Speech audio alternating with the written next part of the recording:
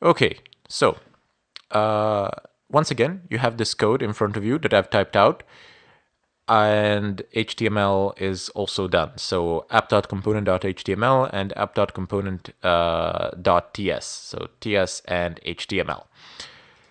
You will have this code either right under the lectures in the download section, or you will have it on GitHub or somewhere else. I will, of course, you will be notified of that.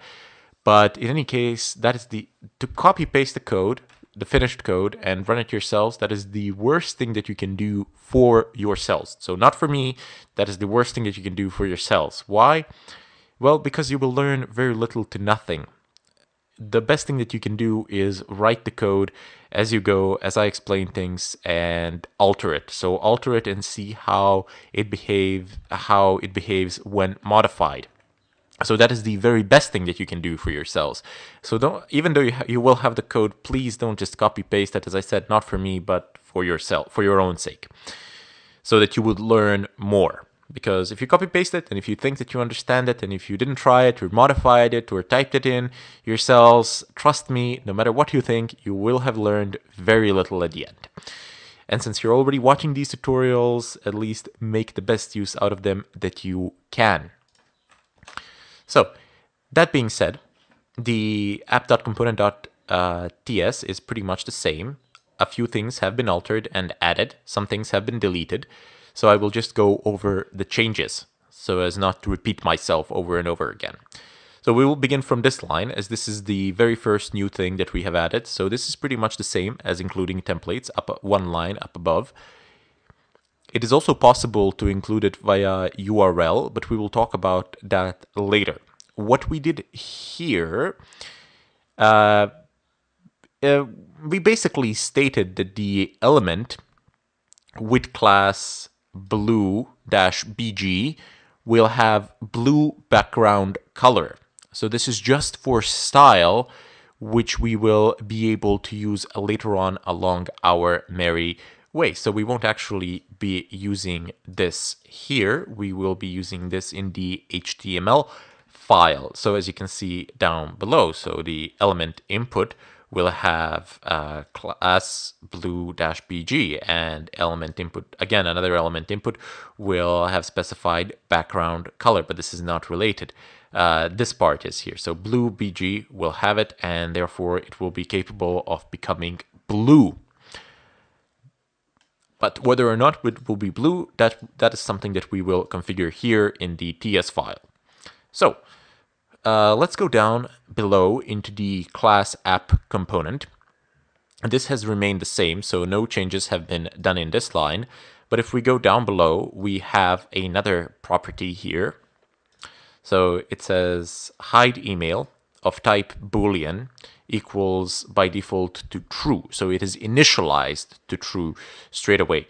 Now, this will either hide the email, so test@test.com, or not. So if it's true, it will hide it. If it's false, it will not hide it, or vice versa, depending on the logic that we create down below and in HTML code as well. Not logic in HTML. And the HTML will just set it how we want it to be displayed, but the logic itself is always will be created here. Another Boolean will be disabled input. So we will create a Boolean that we will be able to utilize, with which we will be able to state whether the input has been enabled or disabled. Booleans are types which can basically be true or false. Down below, we have a method called is disabled, which again takes no arguments, and it has a return type Boolean. So this method will return the disabled input value. So the value of the disabled input. So in this case, it will actually be false. So it will return false. Now, is blue BG? So this will determine whether the color of the element will be blue or not. And this here is actually a string which we will pass stating which color we would like the element to be. So red, blue, green. I don't know how many colors can you actually use when they're hard-coded in terms of names. But it doesn't matter. I mean, you have a list on the net somewhere, you can find it. In our case, we will use red anyway. This is maybe not used that often anyway. And down below, we have our interface, which we have defined previously. So I've only went over the new things here. Okay, now let's go to the app component.html and see what on earth is going on here. So there are quite a bit of new things here, and we're going to go over them. Let me just separate this with an enter.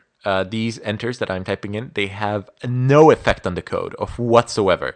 This is purely for our convenience so that we can see things better. They do not matter to the machine at all. It doesn't see them at all.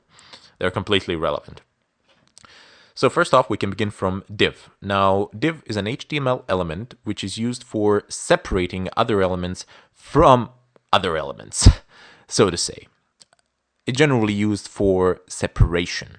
So you have this part here, which is separated from this part here. So you can specify certain properties for this part separately, and then you can create another div for this part down below, which will have different properties.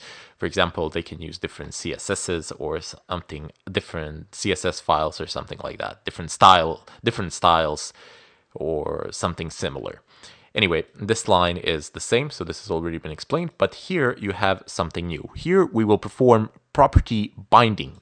This part here is property binding. We will bind the property hidden, so you have a property hidden of the element, which is the paragraph element. So it begins here and it ends here. And this element will has a property hidden, and then we will use hide email to basically bind the property to basically perform property binding here. So let me just go over what that actually means. So you have hide email from app component.ts, so it's somewhere around here. Yep, there we go. And at the moment, it's configured to true. Its value is configured to true. So if we go back here, hidden will be equal to true. So we will want the email to be actually hidden, and that is what we are doing here. So if hide email is equal to true, then we will not see this element, this entire element. So this entire paragraph will not be visible. But if it is false, then we will be able to see it. So whether the hide email in the component is true or false, on that the display of this paragraph will depend, whether this paragraph is actually hidden or not. Down below, we have input. So whether we want the input to be disabled or not. So you write in the block brackets, I believe they're called like that, or just brackets. You bind it to disabled input, and you state whether disabled input is true or false. So if it is true, input shall be disabled, and if it is false, input shall not be disabled.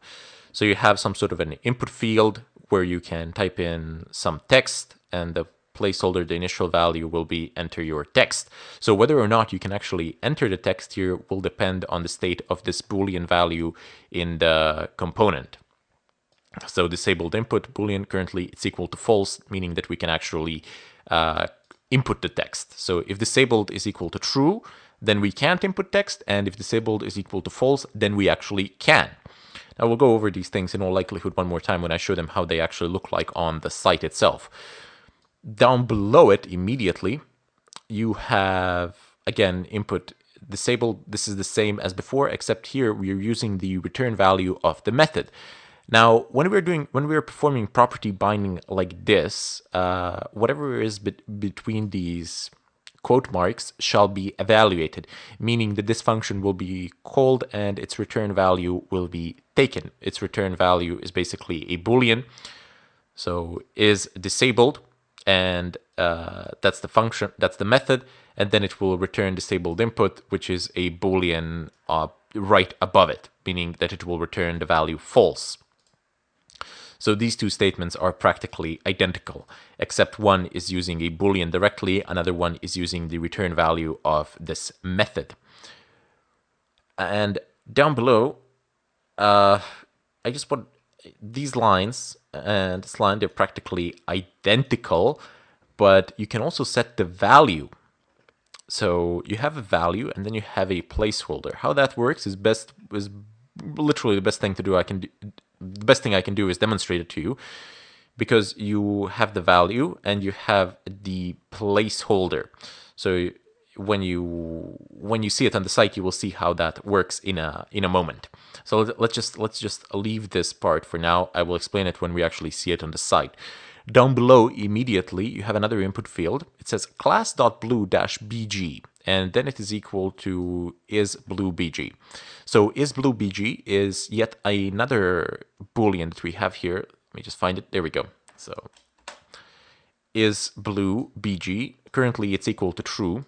So therewith, this element will actually have a color blue, so to say. Let me just scroll in my notes a little bit. So this is for the type. Anyway, we can set the value here, yes, but I'm just looking for this one in case I omitted to actually state something. So anyway, if isBlueBG, the Boolean in the component, if it's true, the element input will have this class BlueBG. So it will actually have this class in it, and it will be blue. If this is set to false, it will not have this class and it will not be blue. What will it be? It doesn't really matter, but it won't be blue in any case because we didn't configure it to be blue through our Boolean in our code. Now down below, the final line of the code, of the HTML code, is basically, this is similar as before, but this is for styles. So we just add colors through a string in the component. So this is where we're gonna be utilizing the string bg color. Currently it's set to red. So it says basically bg color, and this is red, so the background color will be set to red. Okay, so now let's go ahead and minimize this and open up our site. So this is how it should look like anyway. And we can descend down. Let me just see where we are. Okay. I've also forgot to explain these EM tags. That's something I have actually missed and didn't actually stated it. Probably something that you already know, but it's not really, that important. EM are HTML tags which mark italic letters. So the letters will be like tilted to the right, so to say, or should be anyway. Okay, so the first thing that we have is paragraph hello, and then it pulls the current user. That's fine. Hello test. And then this paragraph here, do you see it on the screen? No, you do not see it on the screen. So hide email Boolean is actually equal to true. Therefore, hidden is equal to true. Therefore, this element is actually not visible. But here, let's go ahead and make an alteration. So if I just change this true to false and save it, so press Control S to save it, and it's gonna go ahead and load it. Just give it a little bit of time. Probably it's going to be faster for you because you're in a physical machine. So it says your email is test@test.com, as you can see from the HTML code.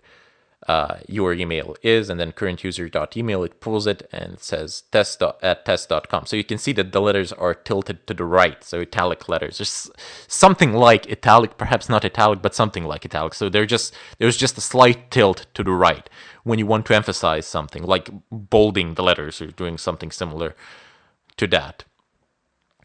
Okay, now this is where we're gonna call the tutorial, and then I will go over these and show them once more, and I will actually show them on the site to actually demonstrate how they function and what sort of changes are, once you conduct some changes here, how they are reflected on the site, and I will actually show you what each one of these lines does to the display of the site. But since I'm running a little bit short on time, I'm gonna do this in part 2.